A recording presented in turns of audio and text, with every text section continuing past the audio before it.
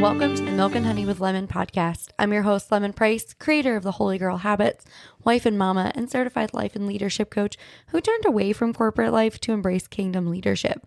This podcast is for Christian women feeling the weight of their divine callings, grappling with doubts of their leadership abilities, and searching tirelessly for biblically grounded guidance who want to step confidently into their roles as radiant kingdom leaders.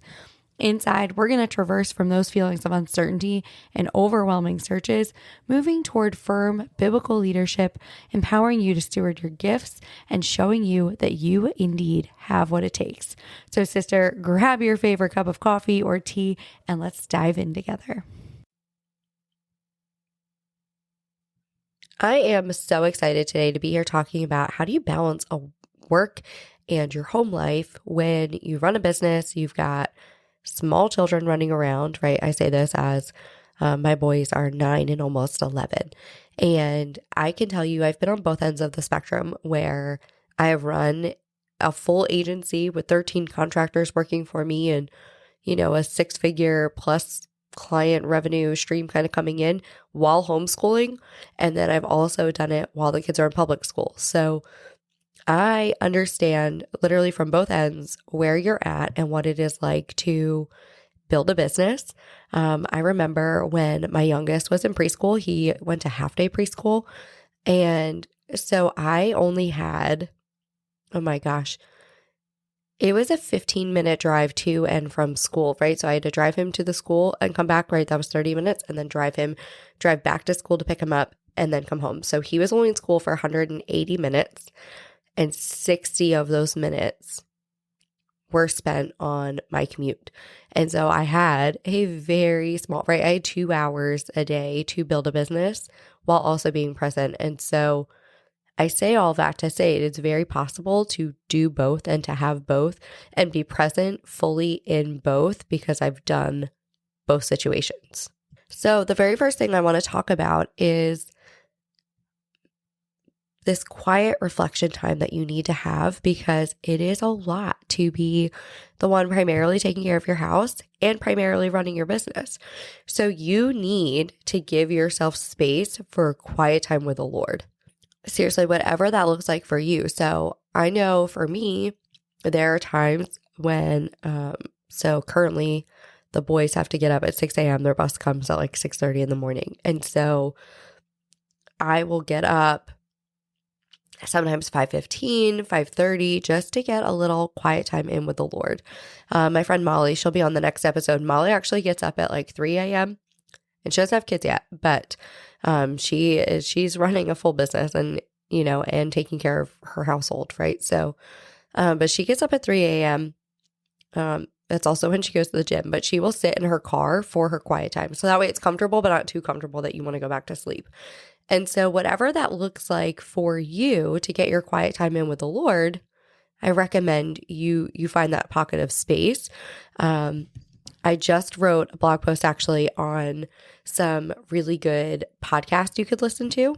So one way that I get my quiet time in with the Lord is I will put on a podcast like the Daily Grace Co. has a really good one where they're going through the Bible. And so I'll put that on while I'm listening or like doing the dishes, or while I'm sitting here folding laundry, whatever it is that I have to do to get that quiet time in. And it doesn't have to look Instagram worthy, right? Like you don't need 72 highlighters and have like a full, Bible highlighting plan, which I do have, but it's not necessary, right? To have these things. You don't need the perfect journal. You don't need the perfect blanket. You don't need the perfect cup of coffee or tea or whatever you're doing. You just need to get in the word and get into prayer. One thing I always recommend is praying before you check your phone in the morning, right? So my alarm goes off. I will say a prayer before I even get out of bed, and then I go get the kids up for school. And so, that's a really good way to just make sure that you've got this intentional time with the Lord. And if I have friends who have toddlers and they're like, and newborns, and they're like, it is really hard, because there is a lot of attention and need, right? I'm in a space now where, the boys can make things themselves. And so they are capable. I was sick a few weeks ago, and they have an alarm, and they're capable of getting themselves up and ready for school. And they've got an alarm when to get up and an alarm 2 minutes before they have to leave for the bus is like a warning, you need to go type of a thing. And I was super sick, and they managed to get themselves up and ready for school without me having to like be there like watching them. And so if you're listening and you have toddlers, I promise your time is coming.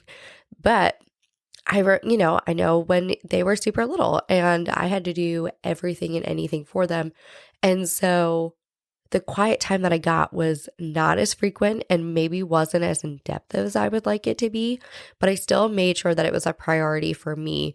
And it was really helpful to have a supportive husband who would encourage me to go to Bible studies, who would encourage me to connect with other Christian women and to build a community and a sisterhood to support me in that endeavor, and would encourage me to spend more quiet time with the Lord. But wherever you can fit it in your life, if you're listening to, you could listen to an audio version of the Bible while you're driving the kids to school. You can, whatever it is that you need to do for you, make sure that first and foremost, you're prioritizing your relationship with the Lord.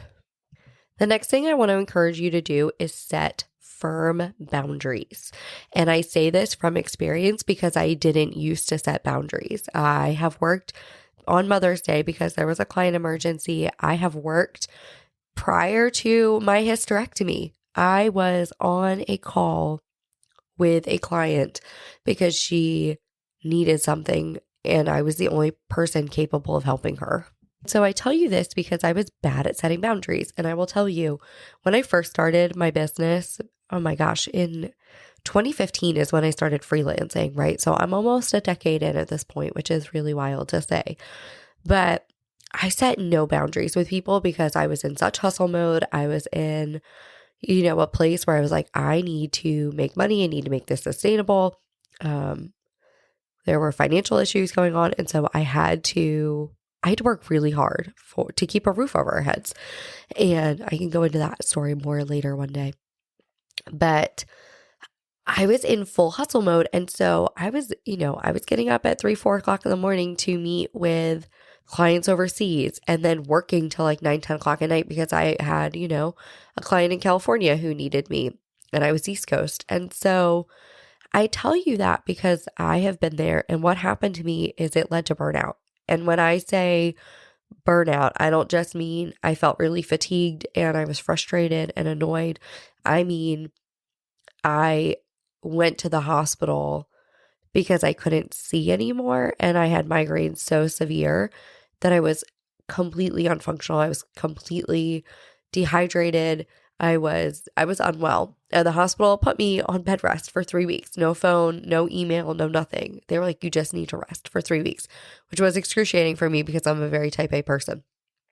And so I want to encourage you to have really firm boundaries in place. So the first thing that I do at the beginning of every year is I will map out times that I'm traveling. I map out, and I will block my calendar for that, right? So my calendar is blocked for the rest of the year for dates that I know I'm already traveling. I also block out family time. So I block out family time. I block out the time I go to the gym. So my calendar is literally blocked from like 3 o'clock in the afternoon until 9 a.m. the next day. And so on school days, I don't have anything on weekends and I don't do anything on Sundays because of the Sabbath. And so I have this very limited window of time that I work, and then I block out what I'm doing during that time. I mean, down to having flex time when I'm writing my blog post, time when I'm scheduling social. All those things are blocked in my calendar and they are non-negotiables for me because they have to get done. For my business to run, they have to get done. Then I put in long-standing meetings that I have. So like every Monday, I have a team check-in. And so we meet from 1 to 2 o'clock Eastern. I might do a little trading. We're doing different things. And so I'm meeting with my team every single Monday from 1 to 2 o'clock Eastern. It's a non-negotiable in my calendar. I have a prayer call I go to every Monday, non-negotiable for me. I am taking 2 different leadership programs right now. Those are blocked in my calendar as non-negotiables for me. And my phone automatically goes to do not disturb based on my calendar. My computer goes on do not disturb based on my calendar. And so I'm not getting notifications. I'm not seeing the emails. And I have very intentional time with the stuff that I'm doing because I put really firm boundaries in place, because I've learned what it is like to not have firm boundaries in place. I have been there and I do not want that for you. So what are the firm boundaries that you need to put in place?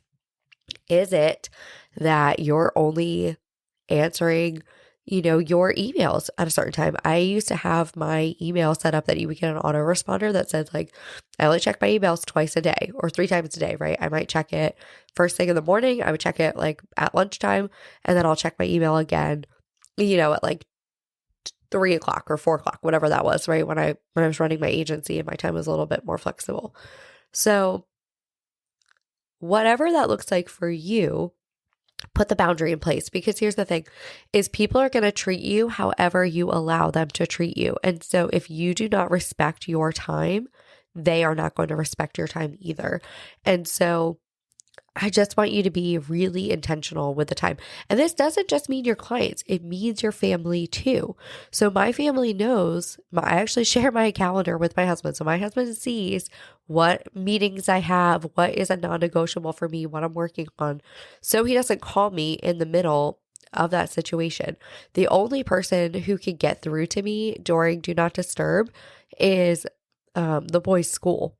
They're the only ones who can get through my Do Not Disturb, because there's nothing that my husband can't wait for. Like, heaven forbid he was an accident or something, right? Like, and he knows he could just call me twice and then it would go through. Or, send me an SOS text or whatever. But during that Do Not Disturb time, when I'm intentionally writing or recording or meeting with my team, like, everybody knows that I am unavailable, because that is the priority right now, because I have set that boundary for myself. So I want to encourage you to set boundaries for yourself, and it is not going to hurt somebody's feelings. It is not going to make them not want to work with you. And if it does, then that's not the person you want to work with anyway. You want to work with somebody who respects your time and your talents, and that includes, clients and family, right? You want them to respect your business vision, and you want the clients to respect your time as a professional. The next thing I want to talk about is prioritizing tasks. And so I didn't realize how often I was scrolling on social media and how much it was taking my time, for engagement purposes and all these things, right? And so then things that were top billing weren't getting a priority seat for me because I'd wasted time. And so you've got to prioritize what's important. And so now I have, right? So I just told you about my calendar, but I also have on my office wall, I have a whiteboard. I wish I could show you a picture of it, but it literally has like week of, and then it lists all of the meetings I have, dates, times, how long those meetings will take, all of my to-do lists and things that are a priority for me this week, how long those items are going to take, and then how much I'm working between my meetings and my to-do list. And so when I sat and mapped that out, so I just did that for myself for this week, right? And when I mapped it out, I was like, all of my priorities are only going to take 15 hours for this whole week. There is no reason that everything on my to-do list is not get accomplished.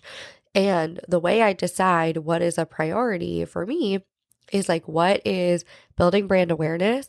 What is nurturing the leads that I already have? What is bringing in new leads? And then how am I supporting the people who have already invested with me? Like, what are those like money-making activities, and how am I putting those intentionally first? And so that's what I want you to do, is what needs to come first? What moves the needle in your business? And then also think about your house. Like, what do you need to do for your home that is a priority? Every Thursday for me, I have blocked in my calendar, and you might laugh, but I block off an hour in my calendar every Thursday because I go pick up my raw milk, butter, and cream from a local farmer. And so, it takes me like 15 minutes to get there, 15 minutes to get home. I never know if there's going to be more than one person there waiting. And so I just block a full hour just in case, right? Because then I got to come home, I got to put the milk up, I take the dogs out, and then I get back into work. Or like if I need to go grab lunch. This Thursday, I scheduled this really intentionally. I already have that hour blocked, and we are dropping off some food items to a local homeless shelter because of a dinner that they're having on Friday. And so it is literally 2 extra minutes from where I go pick up the milk. And so I made sure to prioritize and fit those 2 in at the same time so I'm not running out twice and my time is efficient and I'm prioritizing the important things, right? This is important to the community and it's important to my family. And so it takes precedent over stuff that has to happen in my business right now. And that's okay because I've already mapped out what is a priority in my business, how long that's going to take, and structured my week around it. The other thing that you can do is look at all of the things you're doing in both your home and your business and categorize them. So what is it that you need to do? What is important for you to do? What could you delegate? Could you delegate your laundry? Could you delegate cleaning? Could you switch up your grocery situation? Could you hire a VA to help you? Like what can you delegate? And if you can't afford to delegate right now, that's okay. But make a list of what you want to delegate and prioritize it. What is the most important thing for you to delegate?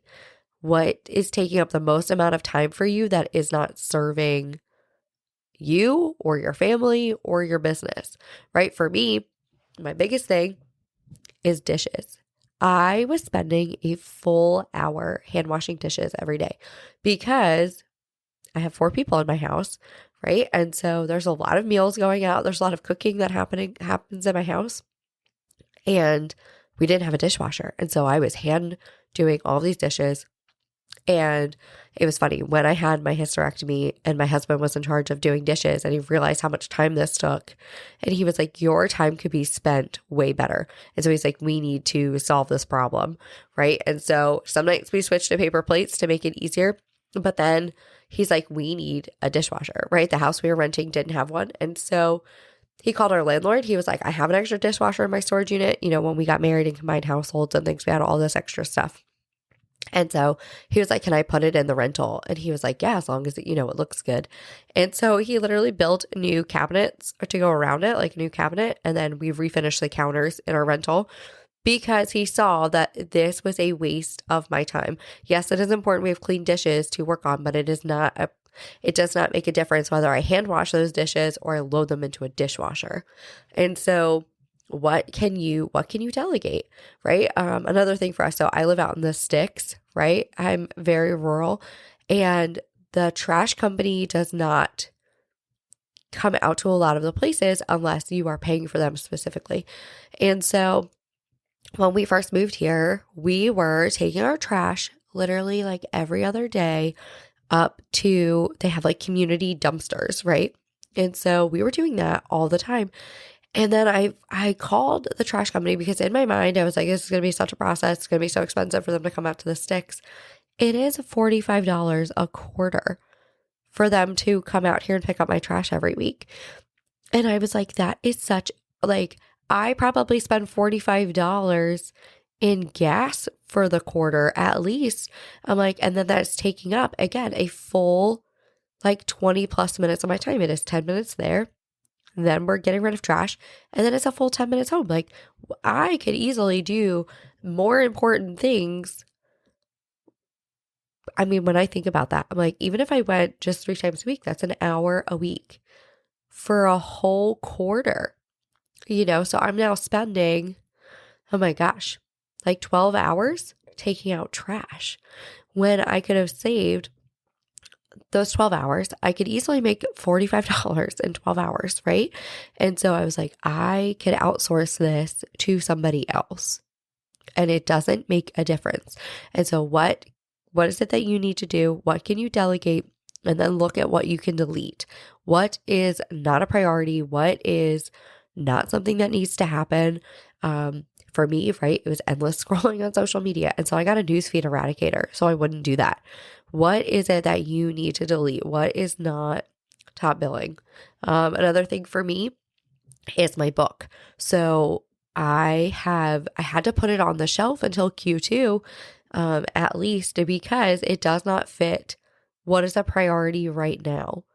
Yes, it is important. I'm excited to get the book out, but it is just not a priority with everything else I have going on. And so I wouldn't say I deleted it, right? It's like on pause. It's on pause. I deleted it from my Q1 tasks, right? And so what is it that you need to delete? What's not a priority right now? What is not serving you right now? Delete it and feel peaceful about deleting it. Along those lines, the next thing that you could be doing is really just utilizing the resources you have available to you. So one of my favorite resources has been Girl Power Alliance because it has so many courses on personal and professional development. It has live mentorship, and I can access it all in one place. So like I am getting my coaching certification as a biblical leader and life coach all through Girl Power Alliance. I am taking a speaking program and I will be a certified speaker by the end of the year through this one resource that I have. And it's all Jesus focused, which I really love. And so what resources could you be utilizing? Who do you need to lean on? Who is in your network? What is it that you need? What have you already purchased? What, can you automate? Like what resources do you have that you could be taking better advantage of right now? For me, it was GPA because I was paying for so many courses. I was paying for so many mentors, so many coaches, all of the things. And now it's all in one neat, compact space for me. And I don't have to go outside looking, which has made my life 10 times easier because I know that what I need is readily available to me. And it's a one-stop resource for me to grow my business. And it has grown my business exponentially. I am just thankful that I found this resource. If you need a resource like that, there's a link below to check it out. You can get a free sneak peek of it and everything and see if this would be a good resource for you. But what resources could you be utilizing? How could you maximize the time that you do have? Because we want to be doing things as efficiently as humanly possible because we have so much responsibility, right? When you feel this calling to run a business, it's a lot of work. Nobody gets into business because they want to wear 72 hats, right? When I started my business, it was because I liked marketing. Well, I was good at marketing. I don't necessarily love it, but I was like, I can do this. And then all of a sudden it was, I need to worry about legal. I need to worry about accounting. I need to worry about all of these different aspects that have nothing to do with what I'm passionate about. And that's what happens when we start a business. And so how can you utilize the resources that you already have that are at your disposal, that are at your fingertips? And that includes your network. Like who is in your network that you could be utilizing for help? I have done some amazing swaps with people too, who are fantastic resources. I have somebody who helps me with my social and I write her email copy. And it's such a beautiful, like symbiotic relationship. And it's a resource that we are both utilizing. She does not want to write her emails and create funnels and all of these things. And I know that I would be completely inconsistent on Instagram and Facebook if it weren't for her, because it just doesn't feel like a priority. It is a priority, but it's not. When I look at everything I have to do, it's taking the time to create the graphics and everything. I'm like, I could outsource this. There's a resource I could use for this to make this easier for me. And so what resources are you utilizing right now? How are you maximizing the time that you do have available? And then the last thing I'm going to tell you when it comes to balancing your work-life balance is to rely on a support system. Now, I will tell you, so my family all lives in New Jersey. My husband's family lives in Texas, like right on the New Mexico border. And we live in rural Georgia. There is zero family nearby where we live. None. So if you're like, I don't have anybody, I understand because we didn't have anybody either. And so what happened is, we just made some really good friends. And one of those friends, my boys refer to as grandma and grandpa because they're in their late 60s, right? I'm only 32. And so they treat my husband like their son and me like their daughter-in-law. And and we have a very good relationship. They're wonderful people. All the time they are calling and just asking, like, can we just have the boys for a night? Or can they just spend the day out on the farm with us? Like, we would love to just spend some quality time with them when they have a break from school. And so it's been really nice to have people I can trust, people I rely on to help me with whatever it is that we need.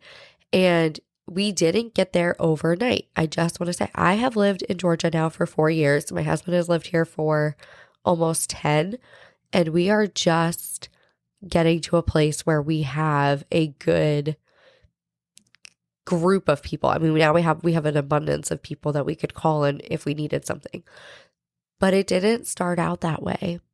And so if you're like, I don't have a support system near me, make friends in your church community, make friends volunteering somewhere, like however it is that you need to make friends, because I can tell you it will make a world of difference. I remember it was right at the beginning of COVID, before anybody knew what it was, right? Nobody was talking about it yet. And I was so sick. I could not stop coughing. And then I got to a point where I was like coughing up blood. It was a very scary situation. And Glenn wasn't home and I needed to see a doctor like right away. And so I text the children's director and I was like, do you know anybody who could watch the boys for a few hours while I see a doctor? And literally within minutes, she was like, yep, you can take it to so-and-so's house and they're happy to keep them. I mean, they came to check on me while I was at the doctor because they sent me to the hospital for like a chest x-ray and all those things. And so they came to see me at the hospital. The wife did. Offered to keep the kids overnight if I needed to just go home and heal and like get some alone time without having to worry about making the kids dinner or anything like that. And so what I will say is like lean on people to help you, to support you, whatever it is that you need to do, go out and make good, solid friends that you can count on, because it is going to make a world of difference in how you balance home life and work life. I could tell you, like, I remember one time the boys were outside playing and then all of a sudden I heard a scream and in comes running my neighbor with the youngest, and he had cut his eyebrow and it required a hospital visit to go get stitches. And I didn't even have to ask. She was like, you take him. I will stay with your other son until your husband gets home. And he was like on his way home. He was going to be home in 20 minutes, but my oldest wasn't home. He wasn't old enough to stay home alone. And so I didn't even have to think about it. In an emergency, there was somebody there for me right away. It wasn't even a second thought. And I just think about like when I first moved here, I had nobody, and so it took a lot of work. It took a lot of energy and effort on my part to find these people that I could, lean on for support. But it has made all the difference. And it gives me total peace of mind that if I need anything, they are available for me. And so there's been plenty of times like the kids have gone out to their pseudo grandparents' farm while I am recording for a summit or something, because then the kids are out having fun and I get to do the stuff that I need to do too.